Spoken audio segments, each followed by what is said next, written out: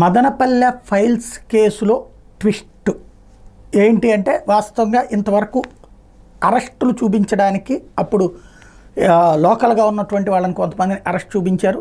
But ఫైనల్గా ఏం చేయాలి ఇప్పుడు రిపోర్ట్ తేలింది.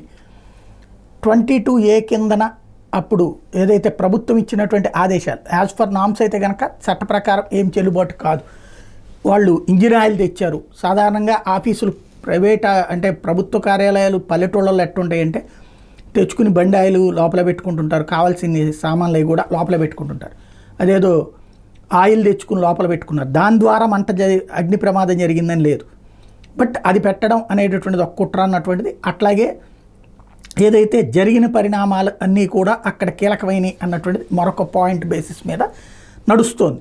ఇప్పుడు అక్కడ మదనపల్లెకి సంబంధించినటువంటి ఫైల్స్లో కీలకమైనటువంటిది సబ్ కలెక్టరేట్లో ప్రమాదం వెనక కుట్రుందని ఇద్దరు ఆర్డీఓలో సీనియర్ అసిస్టెంట్ మీద అభియోగాలు నమోదు చేశారు. పెద్దిరెడ్డి పిఏ తుకారాం సన్నిహితుడైనటువంటి మాధవరెడ్డి పాత్ర ఉందంటూ కేసు ఆ రూట్లోకి వెళ్ళింది. 1000 ఎకరాలు 22A ఎస్ఐండ్ భూముల మీద అక్రమంగా హక్కులు పొందారు, అందుకనే రికార్డులు కాల్ చేశారంటారు. యాక్చువల్గా అయితే అందులో 22A ప్రభుత్వం అధికారికంగా ఇచ్చినటువంటి అవకాశం రిజిస్ట్రేషన్, అది ఎక్కడా తప్పవదు. దాని తర్వాత వేరే వాళ్ళు కొనుక్కున్నా కూడా క్రైమ్ కాదు. కాకపోతే ఆల్రెడీ ఆ రూట్లో అనుకున్నటువంటి దాన్నే ఇప్పుడు విచారణ ఫైనల్ చేసి దానికి సంబంధించినటువంటి యాక్షన్లోకి దిగినటువంటి పరిస్థితి.